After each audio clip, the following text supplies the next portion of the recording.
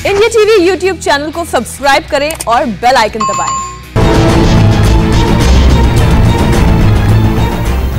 आप देख रहे हैं इंडिया टीवी। नमस्कार, मैं हूं ज्योति मिश्रा। उत्तर प्रदेश में आज एक बहुत बड़ी आतंकी साजिश का खुलासा हुआ है।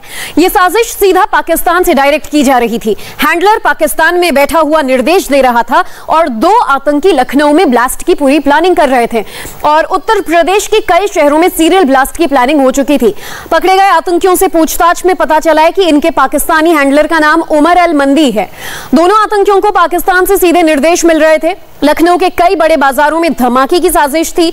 पकड़े गए आतंकियों के पास से प्रेशर कुकर बम भी मिला है, जिसमें बड़ा धमाका कर विस्फोटक है वो मौजूद था। टेलीग्राम के जरिए आतंकी पाकिस्तानी हैंडलर के संपर्क में थे। आतंकियों से एटीएस पूछताछ में अभी भी जुटी हुई है। अब तक का तमाम अपडेट्स लेते हैं। हमारे साथ लखनऊ से संवाददाता विशाल प्रताप जुड़ चुके हैं। विशाल, चाहेंगे कि सुबह से लेकर अब तक की तमाम घटनाक्रम पर एक बार आप रोशनी डालें कि आखिर किस तरह से एटीएस को, इंटेल को इस बात की जानकारी लगी कि इस मकान में ये दोनों आतंकी छिपे हुए हैं और इनके बारे में क्या क्या जानकारी, अपडेट्स अब तक मिल पाई है?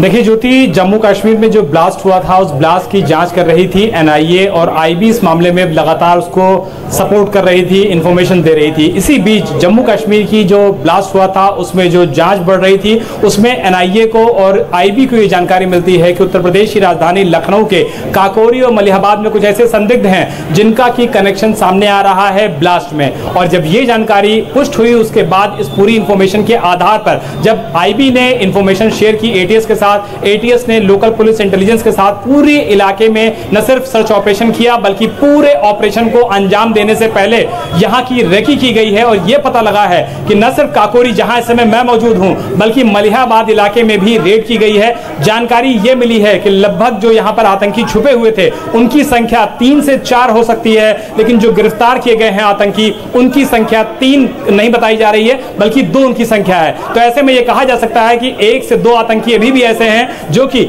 सुरक्षा एजेंसीज का जो नेट है उससे कहीं ना कहीं बाहर हैं। यही वजह है कि जो कड़ाई से पूछताछ है यूपी एटीएस की वो लगातार चल रही है और इसी पूछताछ के आधार पर यह पता लग रहा है कि इनके स्लीपर सेल्स के जो लोग हैं वो पश्चिमी उत्तर प्रदेश में भी मौजूद हैं। यही वजह है कि पश्चिमी उत्तर प्रदेश के कई सारे शहरों में, कई सारे जनपदों में उत्तर प्रदेश में लोकल पुलिस के साथ मिलकर के एसटीएफ और एटीएस छापेमारी कर रही है और आईबी को यानी कि इंटेलिजेंस ब्यूरो को भी इस बारे में जानकारी दे दी गई है। यह भी पता लगा है कि टेलीग्राम के जरिए जहां जो गिरफ्तार किए गए हैं 2 आतंकी काकोरी इलाके में, ये दोनों अपने आकाओं के साथ संपर्क में थे। पाकिस्तान में जो बैठा हुआ उनका आका था उमर अल मंदी, उसके साथ लगातार संपर्क में थे और अलकायदा के लिए ये लोग गतिविधियों को संचालित कर रहे थे। ये भी पता लगा है कि लंबे समय से काकोरी के इसी घर में, जो 2 घर हैं जिसमें एटीएस लगातार पोजीशन ली हुई है, सुबह से पिछले 5 घंटे से यहां पर पूछताछ चल रही है। ये भी जानकारी मिल रही है कि यहां पर लंबे समय से दोनों संदिग्ध आतंकी रह रहे थे। मलिहाबाद से भी इनका कनेक्शन आया है जो कि लखनऊ का हिस्सा है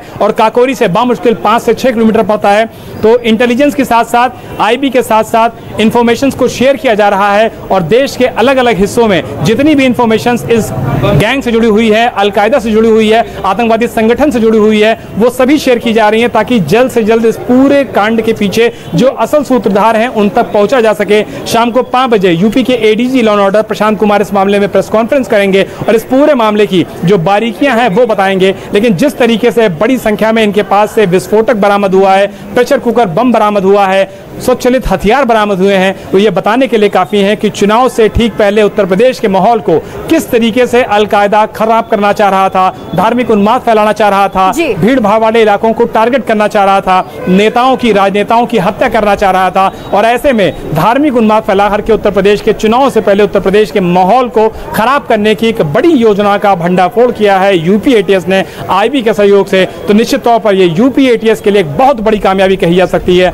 और पिछले 5 घंटे से जो पूछताछ है वो लगातार जारी है। लेकिन हमारे पास जो सूत्र बता रहे हैं वो ये भी बता रहे हैं कि इनकी संख्या, जो आतंकी पकड़े गए हैं उनकी संख्या ज्यादा भी हो सकती है, 3 से 4 उनकी संख्या है। और कौन कौन से लोग लखनऊ में मदद कर रहे थे इसको लेकर के पिछले 5 घंटे से लगातार पूछताछ यूपी एटीएस के साथ साथ local intelligence unit UP STF लगातार कर रही है ताकि इस पूरे गैंग के बारे में एक एक इंफॉर्मेशन सामने लाई जा सके और इस पूरी साजिश का भंडाफोड़ किया जा सके। निश्चित तौर तौर पर यूपी एटीएस की बहुत बड़ी सफलता भी है जो आप बता रहे हैं विशाल, और जो जानकारी आपने दी कि काकोरी के जिस घर में अलकायदा के ये दोनों आतंकी रह रहे थे, लंबे वक्त से तैयारी में थे और काफी हद तक ये तैयारियां पूरी भी हो चुकी थी, जिसे नाकाम कर दिया गया। लेकिन क्या किसी खास मौके के इंतजार में थे? आप कह रहे हैं कि जो भीड़भाड़ वाले इलाके हैं वहां ब्लास्ट के लिए ये लोग तैयार हो चुके थे। जो प्रेशर कुकर बम भी मिला है वो काफी ज्यादा विस्फोटक और तीव्र नजर आ रहा है।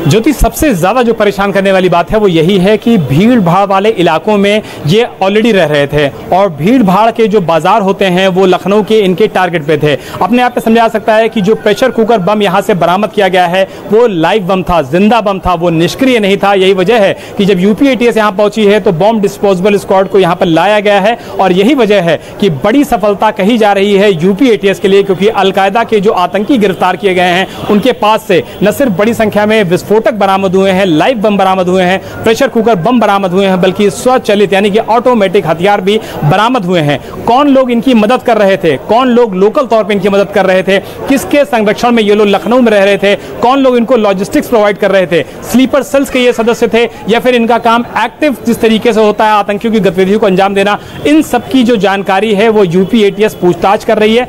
काफी लंबे समय से पूछताछ चल रही है और यह बताया जा रहा है कि जितनी पूछताछ हो रही है उसमें चौंकाने वाले खुलासे सामने आ रहे हैं, जिसका जानकारी यूपी के एडीजी लॉ ऑर्डर शाम को 5 बजे देंगे। लेकिन लखनऊ के ही काकोरी, मलिहाबाद और पश्चिमी उत्तर प्रदेश के कई सारे शहरों में इस समय छापेमारी चल रही है, तो अपने आप में समझा सकता है कि साजिश कितनी बड़ी हो सकती थी, उसका पैमाना कितना बड़ा हो सकता था और जो यहाँ पर विस्फोटक बरामद हुआ है अगर उसकी एक्सप्लोजिव इंटेंसिटी ज्यादा है तो अपने आप में समझा सकता है कि उसकी एक्सप्लोजिव अगर कहीं भी किया जाता, भीड़ भाड़ बाजार इलाकों में टारगेट किया जाता, राजनेताओं को टारगेट किया जाता, किसी भी राजनेता की हत्या की जाती तो निश्चित तौर पर उत्तर प्रदेश का माहौल खराब होता और इसी माहौल को खराब करने की एक लंबी सोची समझी साजिश को यहाँ पर अंजाम दिया जाना था। सवाल ये भी उठ रहा है कि इनकी एक लंबी चौड़ी साजिश जरूर थी जिसे पाकिस्तान से हैंडल किया जा रहा है, लेकिन अगर इस पूरे वाकये को एक टाइम फ्रेम में रखें, टाइमलाइन पर रखें, तो क्या ये कहना सही होगा या गलत कि हाल फिलहाल के किसी भी दिन में बहुत जल्द वक्त के अंदर ही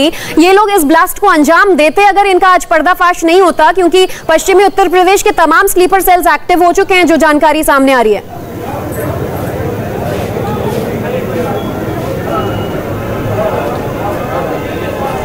ज्योति, सुरक्षा एजेंसीज के लिए जो सबसे बड़ा सवाल है वो ये है कि ये बताया जा रहा है कि पकड़े जाने से पहले आतंकियों ने अपने पास से कोई कागजात जलाया है। उनके पास कोई नक्शा भी था, उसको भी उन्होंने एटीएस के यहाँ पहुंचने से पहले जला दिया है। वो कागजात क्या थे, वो नक्शा क्या था, भीड़ भाड़ वाले इलाकों में अगर उनको टारगेट किया जाना था तो वो चीजें क्या थी, और निश्चित तौर पर उस पूरे रहस्य के पीछे का जो पर्दा है वो उठना बहुत ज्यादा जरूरी हो जाता है, क्योंकि चुनाव के ठीक बाद इस तरीके के आतंकियों का यहाँ पे गिरफ्तार होना, कल ही उत्तर प्रदेश में पंचायत चुनाव खत्म हुए हैं, पंचायत चुनाव के रिजल्ट्स आए हैं और उसके अगले ही दिन अलकायदा के आतंकियों का लखनऊ यानी कि यूपी की राजधानी में पकड़े जाना अपने आप में साबित करता है कि साजिश बहुत बड़ी थी। यूपी एटीएस को समय से ये जानकारी मिली और जिस बखूबी से इस पूरे ऑपरेशन को अंजाम दिया है यूपी एटीएस ने, सराहना करनी होगी एटीएस को, क्योंकि उन्होंने एजेंसीज के साथ कोलैबोरेशन किया, एजेंसीज के साथ तालमेल बैठाया और उसके बाद इस पॉपुलेशन वाले इलाके में, डेंस पॉपुलेटेड इलाके में आकर के रेड को करना और रेड को पूरी तरीके से कामयाबी से करना निश्चित तौर पर एक बड़ी कामयाबी है। लेकिन यह भी जानकारी मिल रही है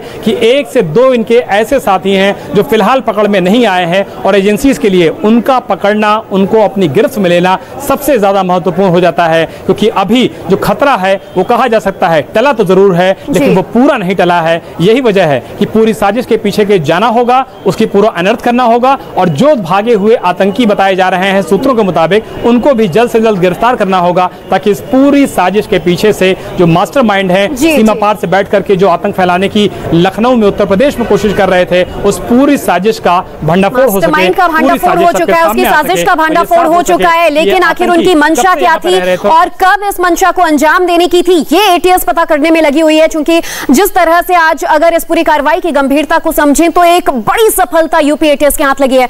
विशाल, आपसे अपडेट्स लगातार लेते रहेंगे, आप नजर बनाए रखिएगा। शुक्रिया फिलहाल इस पूरे अपडेट के लिए। तो यूपी में ब्लास्ट की इस बड़ी साजिश से जुड़ी कुछ और जानकारी आपको आगे देते रहेंगे। एक छोटे से ब्रेक के लिए रुकेंगे और ब्रेक के बाद देखेंगे दिव्यांगों के लिए हमारा special news bulletin. UP ATS ने आज काकोरी में एक बड़ा पर्दाफाश किया है। अलकायदा के 2 आतंकी बताया जा रहा है पकड़े गए हैं और उनके पास से काफी कुछ सामान जब्त हुआ है। इस वक्त ये ताजा तस्वीरें आप लेटेस्ट देख रहे हैं इंडिया टीवी के स्क्रीन पर। काकोरी की उस गाड़ी की तस्वीर जो घर के बाहर मौजूद है और इसमें वो तमाम सामान मौजूद हैं जो आतंकियों के उस घर में रखा हुआ था। आप देखिए, जो ऑटोमेटेड राइफल्स और हथियार बताए जा रहे थे शायद वो भी इसी गाड़ी में रखे गए हैं। एक बड़ा सा ब्रीफकेस नुमा एक सामान नजर आ रहा है जिसके अंदर हो सकता है कि बचे कुचे जो कुछ कागजात हों, उनके बाकी के इलेक्ट्रॉनिक और गैजेट्स हों, वो इसमें रखे गए होंगे। और साथ ही आज एक बड़ा प्रेशर कुकर, एक्टिव बॉम्ब भी उनके पास से बरामद किया गया है और वो भी इसी गाड़ी में रखा गया होगा। आप देखिए कि ये गाड़ी पूरे किस तरह से यहाँ पर लोगों से घिरी हुई है, क्योंकि इसके अंदर आतंक का वो सामान था जो उत्तर प्रदेश को दहला देने के लिए रखा गया था और तैयारी की जा रही थी एक बड़े स्केल पर पाकिस्तान के द्वारा डायरेक्ट किए जा रहे। आतंकी हैंडलर जो हैं वो लखनऊ में यहां पर निर्देश दे रहे थे कि क्या क्या करना है, किस तरह से जो आतंक की तैयारी थी उसे अंजाम दिया जा रहा था। लेकिन काकोरी में आज इसे नाकाम किया गया। यूपी एटीएस को इंटेल के हवाले से बड़ी जानकारी लगी थी जिसके आधार पर इस साजिश का पर्दाफाश हो गया है। अब कोशिश यही की जा रही है पता करने की कि आखिर इनका जो लोकल नेटवर्क है उसमें कौन कौन से लोग मौजूद हैं जो ये लॉजिस्टिक्स इन तक पहुंचाने में इनकी मदद कर रहे थे। हालांकि औपचारिक तौर पर जो जानकारी आई है कि 2 आतंकी पकड़े गए हैं और उन दोनों के पास से ये सामान बरामद हुआ है जो इसी गाड़ी के अंदर रखा हुआ है। इसमें वो कुकर बम भी मौजूद है जो पूरी तरह से एक्टिव था, यानी कि बहुत जल्द किसी बड़ी घटना को अंजाम देने के फिराक में ये आतंकी थे। अलकायदा के आतंकी बताए जा रहे हैं और उनके पास से मौजूद तमाम सामान जो है आतंक की साजिश में इस्तेमाल किए जाने वाला वो इसी गाड़ी में मौजूद है। उत्तर प्रदेश एटीएस की इस गाड़ी को देखिए जिसके अंदर आतंक का वो तमाम सामान मौजूद है जो लंबे समय से प्लानिंग के तहत ये दोनों अलकायदा के आतंकी इकट्ठा कर रहे थे, तैयारी कर रहे थे। इसमें तमाम गैजेट्स और प्रेशर कुकर बम के अलावा ऑटोमेटेड हथियार भी उनके पास से बरामद हुए हैं जो इसमें रखे गए होंगे। हालांकि जब तक एटीएस ने इन पर शिकंजा कसा, इन लोगों ने जल्दबाजी में कुछ नक्शे, कुछ मैप्स और कुछ कागजात जलाए हैं। अब यह भी पता करने की कोशिश की जा रही है कि आखिर इसमें क्या डेटा था, क्या कुछ लिखा पढ़ी इन लोगों ने की थी और क्या प्लान इन कागजातों में जिक्र किया गया था जिसे आतंकियों ने जल्दबाजी में जला दिया। विशाल हमारे साथ लगातार मौजूद हैं। विशाल, सबसे पहले तो ये जो ताजा तस्वीरें हम देख रहे हैं, इस गाड़ी के अंदर वो तमाम सामान मौजूद है जो आतंकियों के पास से जब्त किया गया, क्या क्या है इसमें?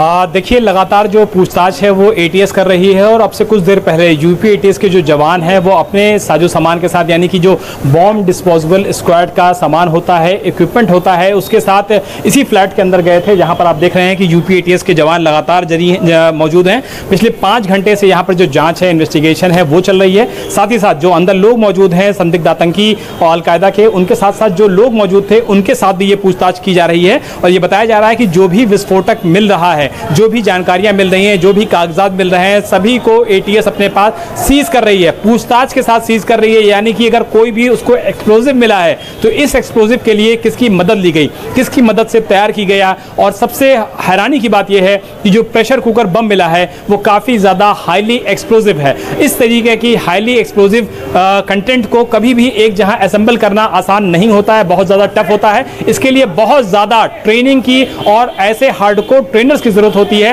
तब इस तरीके के हार्डकोर प्रेशर कुकर बम बनाए जा सकते हैं। यानी कि ये कहा जा सकता है कि जिस तरीके से ये हाईली एक्सप्लोजिव कुकर बम यहां पर मिल रहे हैं लखनऊ के काकोरी इलाके में, ये कहा जा सकता है कि लगातार टेलीग्राम के जरिए बातचीत चल रही थी पाकिस्तान के आकाओं से और किस तरीके से इसको असेंबल किया जा रहा था, इन सब की पूछताछ की जा रही है। साथ ही साथ उन जगहों के बारे में पूछताछ की जा रही है जो धार्मिक स्थल इन आतंकियों के टारगेट पे थे यूपी पे चुनाव से ठीक पहले। तो बहुत सारी इंफॉर्मेशन हैं, बहुत सारी जानकारियां हैं जो यूपी एटीएस को, एसटीएफ को और लोकल पुलिस को यहां पर लगातार प्राप्त करनी है दोनों गिरफ्तार आतंकियों से।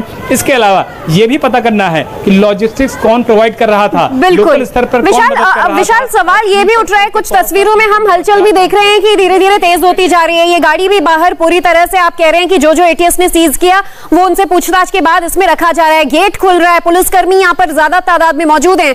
क्या उम्मीद की जा रही है कि इन दोनों आतंकियों को अभी बाहर निकाला जाएगा, यहाँ से ले जाया जाएगा?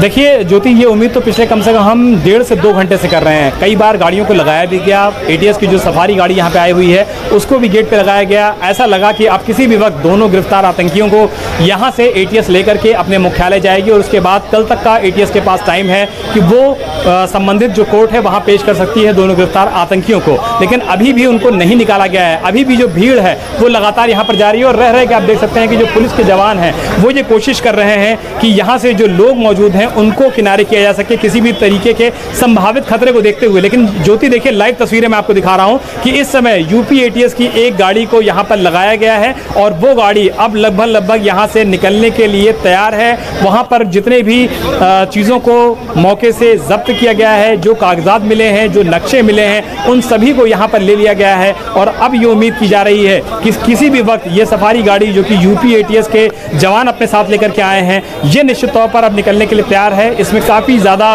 उन सामानों को रखा गया है, उन ज़ख़ीरों को रखा गया है जो दरअसल इन दोनों मकानों से, इन दोनों रिहाइश इलाकों से निकाला गया है। और एटीएस के जो जवान हैं वो लगातार ये कोशिश कर रहे हैं कि जल्द से जल्द इस पूरी तफ्तीश को बिल्कुल, और किसी भी वक्त हम भी ये तस्वीरें लगातार देख रहे हैं कि इन दोनों आतंकियों को निकाला जा सकता है। उनसे भी पूछताछ चल रही है। विशाल, जो जानकारी मिली है उसमें क्या इन दोनों की जो आइडेंटिटी है जिस पर ये लोग यहाँ रह रहे थे वो पता चल पाई है?